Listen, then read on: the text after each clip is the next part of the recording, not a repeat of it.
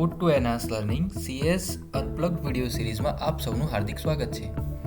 આ એક video series છે જે તમને મજાની પ્રવૃત્તિઓ દ્વારા કમ્પ્યુટર વિજ્ઞાનના રોમાંચક ખ્યાલો શીખવે છે, જેનો ઉપયોગ કમ્પ્યુટર્સ અને એપ્લિકેશન ડિઝાઇન કરવા માટે થાય છે, અને તે પણ કમ્પ્યુટર વગર. વિચારવા, સર્જનાત્મક બનવા અને આ નવીનતાપૂર્ણ દુનિયામાં આગળ વધવા માટે તમારી 21મી સદીની કુશળતાઓ વધારવા તૈયાર થઈ જાઓ.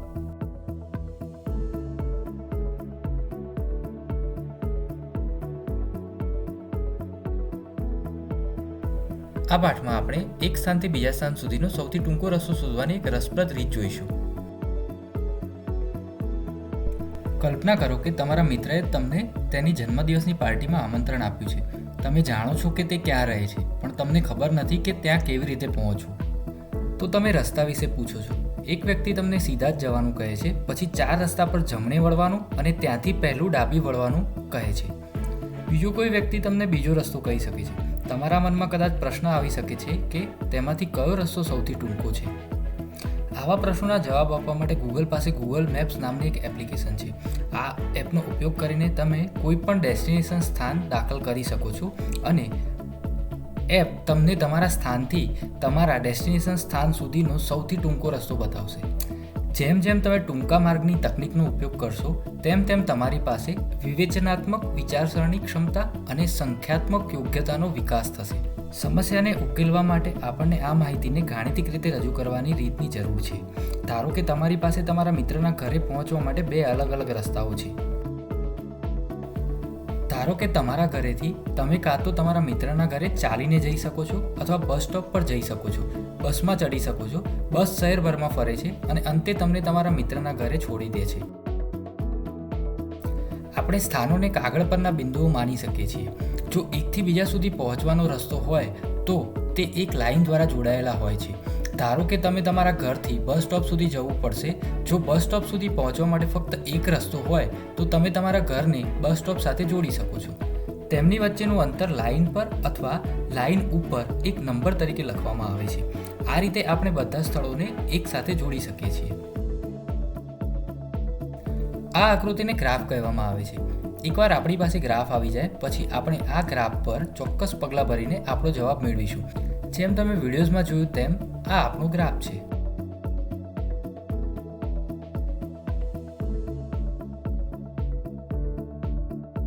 અહીં પહેલું વર્તુળ આપણા ઘરનું પ્રતિનિધિત્વ કરે છે, બીજું વર્તુળ બસ સ્ટોપનું પ્રતિનિધિત્વ કરે છે અને ત્રીજું વર્તુળ આપણા મિત્રનું ઘર દર્શાવે છે.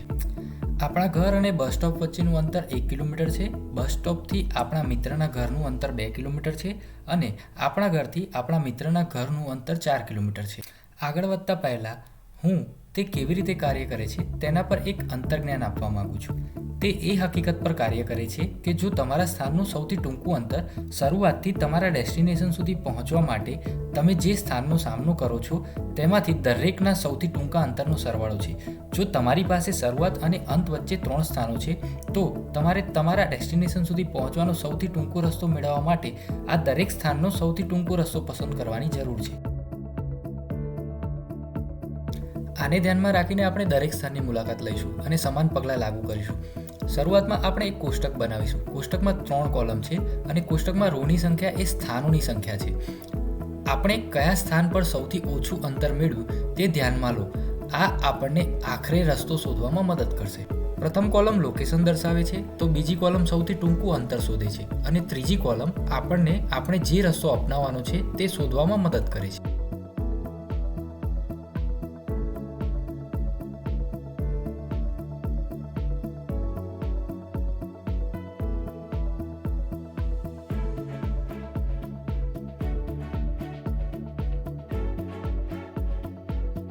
તો ચાલો કોષ્ટક દોરીએ. તો મારી પાસે 3 કોલમ છે અને મારી પાસે 3 રો છે. હું આ સ્થાનોને A, B અને C તરીકે નામ આપીશ, જેથી કોષ્ટકમાં લખવાનું આપણા માટે સરળ બને. કલ્પના કરો કે આપણે આપણું ઘર 4-5 વખત લખીએ છીએ અને હું ધારીશ કે મને તેમાંથી કોઈનું અંતર ખબર નથી. હું તેમને ક્રોસ કરીશ. તમે અજ્ઞાત પણ લખી શકો છો. અને મને મારા ત્રીજા કોલમમાં મૂલ્યો ખબર નથી. હું તેમને પણ ક્રોસ કરીશ. ઠીક છે. વિડીયો એડિટિંગ સોફ્ટવેરનો ઉપયોગ કરીને મેં ટૂંકા માર્ગ તકનિક પૂર્ણ કરવા માટે જરૂરી કોષ્ટક બનાવ્યા છે.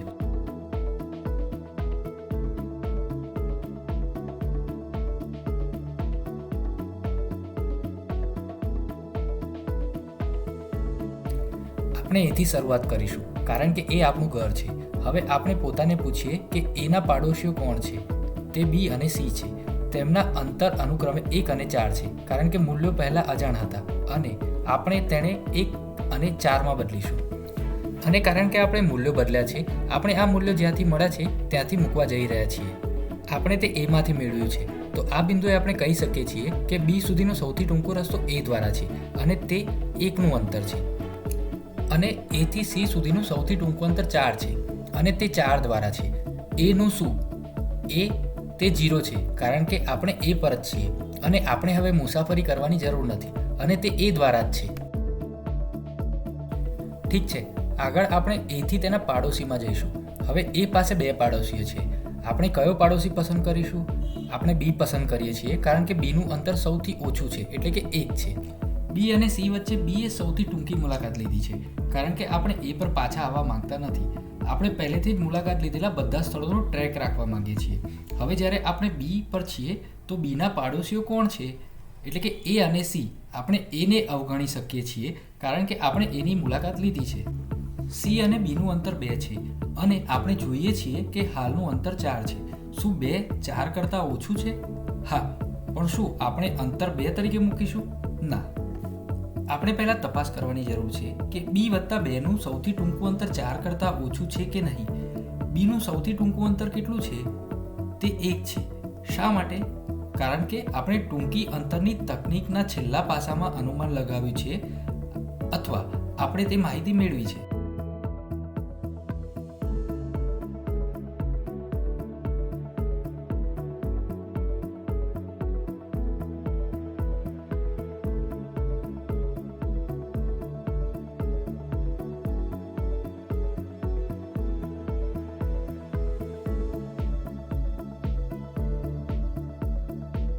તો ખરેખર સીથી બીનું અંતર 3 છે. યાદ રાખો, જેમ મેં શરૂઆતમાં કહ્યું હતું કે સૌથી ટૂંકું અંતર એ વચ્ચેના સ્થાનો વચ્ચેના સૌથી ટૂંકા અંતરનો સરવાળો છે. તો ખરેખર તે 3 છે અને 3 4 કરતાં ઓછું છે. તો હું તેને 3માં બદલીશ અને હું અપડેટ કરવા જઈ રહ્યો છું. ત્રીજા કોલમમાં મૂલ્ય બી હશે કારણ કે આપણે બી પર છીએ અને આપણે અંતર સીમાં બદલી નાખ્યું છે. બીજી હરોળનું મૂલ્ય બદલાતું નથી કારણ કે આપણે બી પર છીએ અને પહેલી હરોળનું મૂલ્ય બદલાતું નથી. આ આપણી બીજી યુક્તિ હતી કે આપણે અંતર અપડેટ કરવા જઈ રહ્યા છીએ અને અંતરનું મૂલ્ય આપણા વર્તમાન સ્થાનનો સૌથી ટૂંકો રસ્તો વત્તા આપણા વર્તમાન સ્થાનથી આપણા પાડોશી સુધીનું અંતર છે.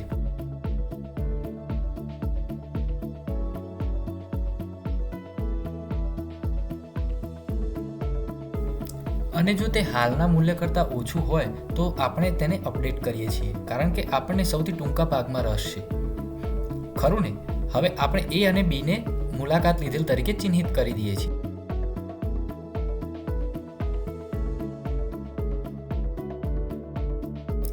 આપણી પાસે ફક્ત સી છે, તેથી આપણે સી પર જઈએ છીએ. આપણે જોઈએ છીએ કે સીના પાડોશીઓ એ અને બી છે અને આપણે પહેલાથી જ તેમની મુલાકાત લઈ ચૂક્યા છીએ. તેથી કંઈ કરવાનું નથી. આપણે મૂલ્યો જેમ છે તેમ જ રાખીશું અને આપણે જોયું કે બધા સ્થાનોની મુલાકાત લેવામાં આવી છે. તો આપણે પૂર્ણ કર્યું. તો આપણે જે સમજી ગયા છીએ તે એ છે કે આપણા મૂળ સ્થાનથી સીનું સૌથી ટૂંકું અંતર 3 છે. હવે પ્રશ્નનો બીજો ભાગ શું છે? આપણે સી સુધી કેવી રીતે પહોંચવાના છીએ તે ભાગ શું છે? તે કરવા માટે ફક્ત એક નજર નાખો. સીથી સૌથી ટૂંકું અંતર 3 છે અને આપણે તે બી દ્વારા મેળવ્યું છે. ખરું ને? તો આપણે આ માહિતી જાણીએ છીએ કે સી સુધી પહોંચવા માટે આપણે બીથી આવવું પડશે. હવે આપણે બી કેવી રીતે પહોંચ્યા? આપણે એ થઈને બી પહોંચ્યા છીએ અને એ આપણું શરૂઆતનું સ્થાન છે. તેથી આપણો રસ્તો ABC છે.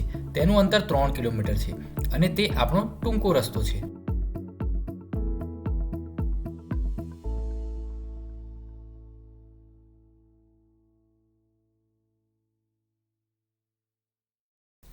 ચાલો આપણે જે શીખ્યા તેનો સારાંશ લઈએ.